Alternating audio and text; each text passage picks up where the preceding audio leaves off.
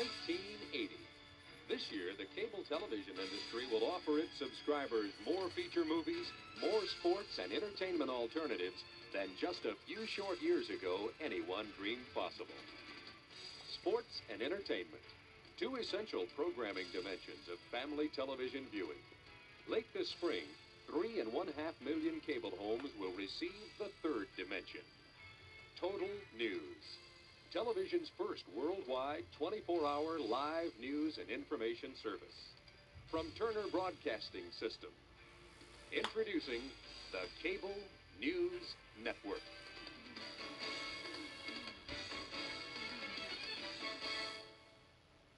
Starting June 1st, 1980, we'll be bringing you the news when it's news, not history. Merger that took place. Which merger? You've listed many. Involving American Express GBT. I understand that Brian Ballard, longtime backer and head of the law firm where you were, was instrumental in lobbying the Justice Department to drop that lawsuit. It was dismissed, so it's not subject to a court review. What conversations did you have with Mr. Ballard?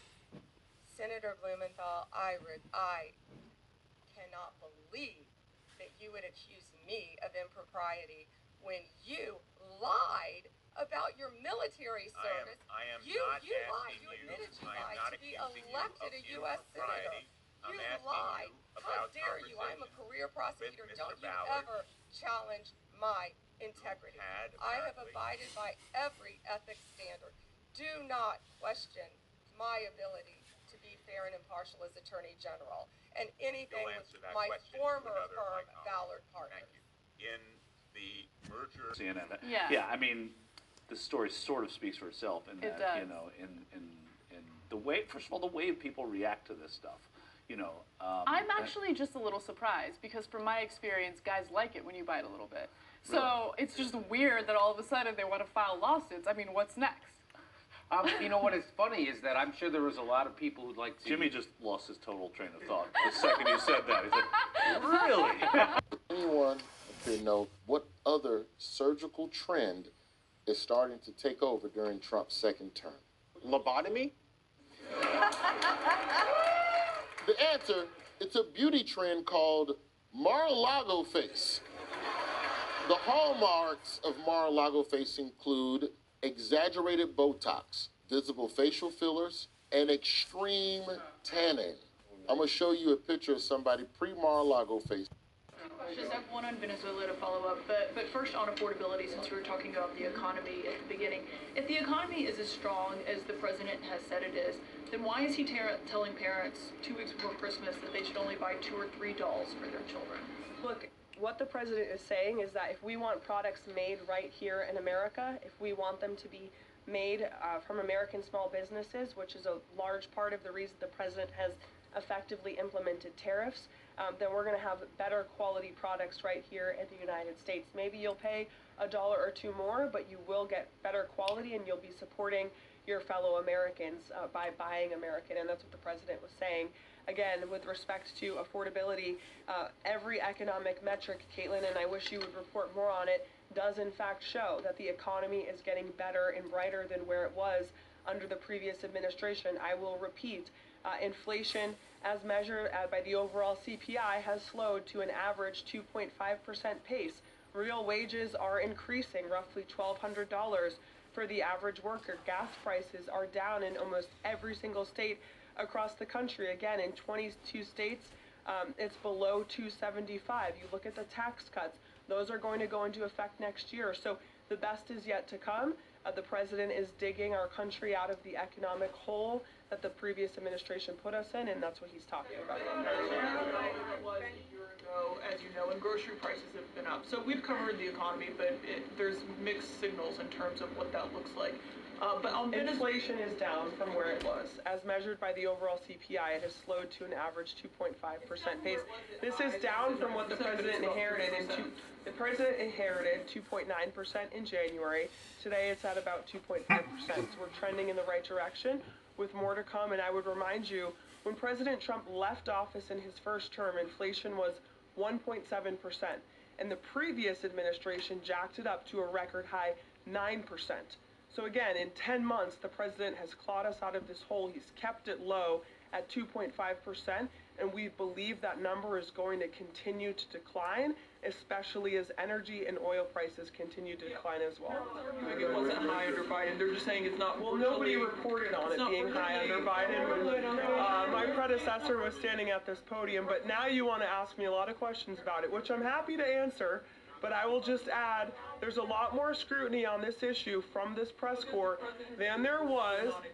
Well, and the previous administration said that too. My predecessor stood up at this podium and she said inflation doesn't exist. She said the border was secure, and people like you just took her at her word, and those were two utter lies. Everything I'm telling you is the truth backed by real factual data, and you just don't want to report on it because you want to push untrue narratives about the president. Go ahead. I'm not going to take your follow-up. Hey, Giuliani, good to have you on the show. I'm glad I'm on tonight because what you just said is totally erroneous. It is sad to watch what happened to you. It's sad. Sad what happened to me. I'm a sellout. You are a sellout. You are telling me that I'm a sellout. You are standing up for two systems of justice. Oh, I'm Joe standing up for Biden two systems can of be justice. you're just repeating spin.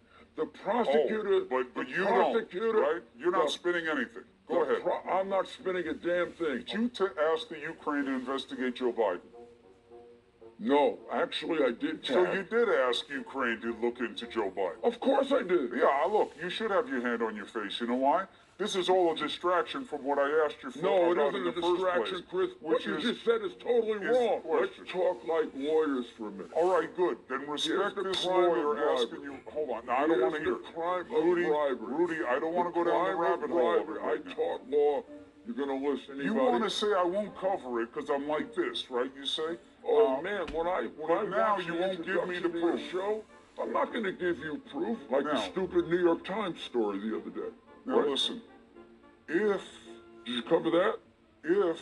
How the Times really screwed up the other day? Listen, if the... Did you cover it?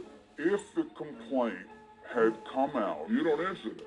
Well, I'm trying to get a question out. Will you finally answer my question now that we're 12 minutes in? Well, do we really believe he didn't know his son was under investigation? Why won't you answer the question? What's the question? What's the question? Thank you. If you don't want to hear from me, just cut me off. No, I will never cut you off. The fact is, you're blinded. You're blinded by your prejudice. And your network is a creature of the Democratic National Committee. I think your network is... I think your network is a horror. And say it all to me face to face and we can get it out. The hell you're not.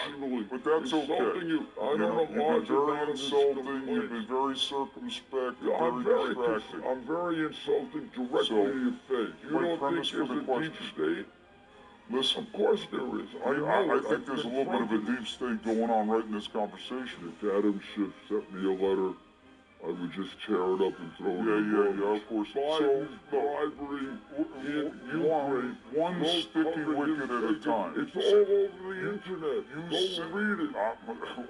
Why would I give the enemy the documents? Oh, now, you man, are not. I'm a lawyer, Chris. I know what you are. I'm going to finish this sentence. Let me finish, Chris. Let me finish. Wait!